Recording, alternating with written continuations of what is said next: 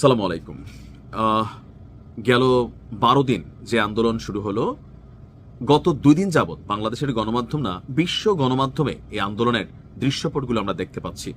আমার কাছে মনে হলো যে কাসেম সোলাইমানির জন্য মাত্র 2 থেকে 2.5 বছর আগে আমি নিজে নিউজটা করছিলাম যে আমেরিকা এবং ইসরায়েলের পরিকল্পনায় আপনার জেনারেল কাসেম সোলাইমানি সম্ভবত ইরাকে ওনাকে শাহাদাত করা হলো। সারা ইরান কাঁদছে তার জন্য, দলমত নির্বিশেষে এই মানুষটার জন্য সবার ভালোবাসা ছিল। হঠাৎ করে সেই মানুষটার কবর, ভাস্কর্য, তারপর বিভিন্ন স্মৃতিস্তম্ভ বা ইরানকে যারা আজকের দিনে গত 4.5 দশকে নিয়ে আসছে তাদের প্রত্যেকের সবকিছুতে আক্রমণ হচ্ছে। তাহলে সব কি আসলে সরকারের বিরুদ্ধে চলে গেল? না। গতকালকে এক বিরল দৃশ্য দেখলাম আমি, যে তেহরানের পথে সরকারের সমর্থনে হাজার হাজার মানুষ এবার রাস্তায় নামা শুরু করছে। দেখেন, সরকার আইন শৃঙ্খলা বাহিনীর মধ্যে দিয়ে যেটা করানো সম্ভব না সেটা সাধারণ মানুষের মধ্যে দিয়ে করা সম্ভব। কারণ সাধারণ মানুষের উপর যখন আইন শৃঙ্খলা বাহিনী বল প্রয়োগ করে এটাতে পরিস্থিতি বিগড়ে যায়, কিন্তু যখন জনগণ তার সরকারকে রক্ষার জন্য মাঠে নামে, এই সরকারকে ফালা এত সোজা না। আন্দোলন হয়তো আরো 1 মাস চলে যাবে, হয়তো এখানে সরকারের পক্ষে বিপক্ষে অনেকগুলো মানুষের জীবন যাবে, কিন্তু সরকারকে ফেলা সম্ভব হবে না।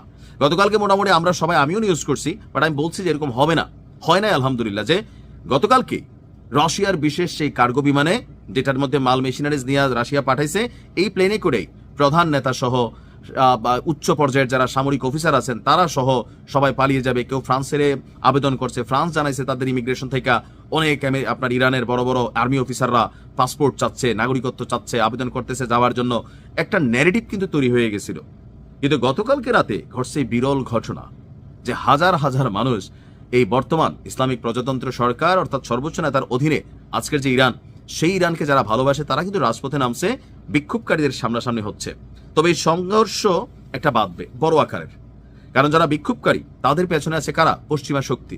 তাদের পেছনে আছে অনেক অঢেল টাকা, তাদের পেছনে আছে এজেন্ট এখানে মিশে গেছে, তাদের কাছে আছে অত্যাধুনিক প্রযুক্তির মেশিনারিজ। মানুষের মধ্যে ভয় তৈরির চেষ্টা চলছে।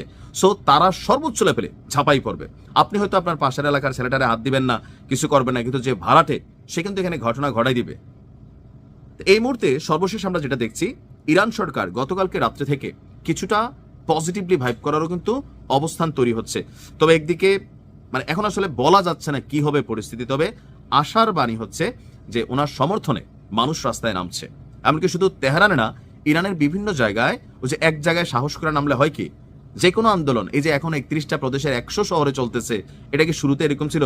একটা শহর থেকে শুরু হয়, তারপর সেটার সমর্থনে বাংলাদেশের দৃশ্যপট তো মাত্র কয়েকদিনের, খেয়াল আছে নিশ্চয়ই, স্কুল, কলেজ, ইউনিভার্সিটি, পেশাজীবী, নন পেশাজীবী বাচ্চারা পর্যন্ত রাস্তায় নেমে চলে আসছিল। সো ওইটা ছিল সরকারের বিরুদ্ধে।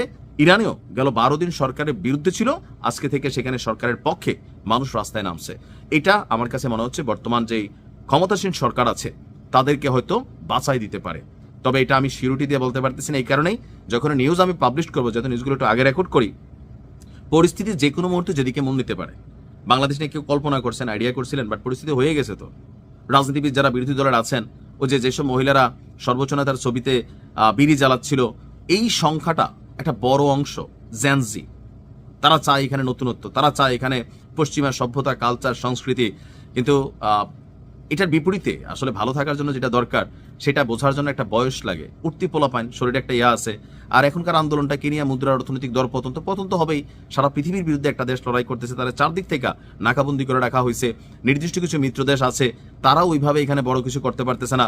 আবার ধরেন থাকে না যে একটা জোয়ার উঠা যায়, জোয়ার বাংলাদেশে যেমন প্রত্যেকটা ইউনিভার্সিটি লেভেলে ছাত্র শিবিরের জয়ের একটা জোয়ার উঠে গেছে, তো আপনার আমেরিকার প্রেসিডেন্ট মাদুরোকে নেওয়ার পর তার ভিতরে একটা জোয়ার আসছে। দেখেন দেশে দেশে হুমকি দামকি চলতেছে, আরে তুই আনবে, হ্যারে প্ল্যান করতেছে। তো সকল কিছুর মধ্যে একটা জোয়ার চলতেছে, আর সেই জোয়ারকে থামাইতে হলে ইরানের জনগণকেই তার সরকারের পাশে দাঁড়াতে হবে, এছাড়া কোনো বিকল্প নাই। আইন শৃঙ্খলা বাহিনী যাই করবে এটা উল্টা হবে, যাই করবে উল্টা হবে। জনগণের মোকাবেলায় যখন রাজপথে নেমে যায় তখন পরিস্থিতি শান্ত হয়ে যায়। কারণ মারছে কে জনগণ, মরছে কে জনগণ, বিচার ইকুয়াল টু 0। বড় ভাইব তৈরি করা সম্ভব না। আল্লাহ ইরানকে হেফাজত করুক। আমরা চাই ইরান শান্ত হোক, এই সরকার ক্ষমতায় থাকুক। আমি চাই মন থেকে। ভালো থাকুন।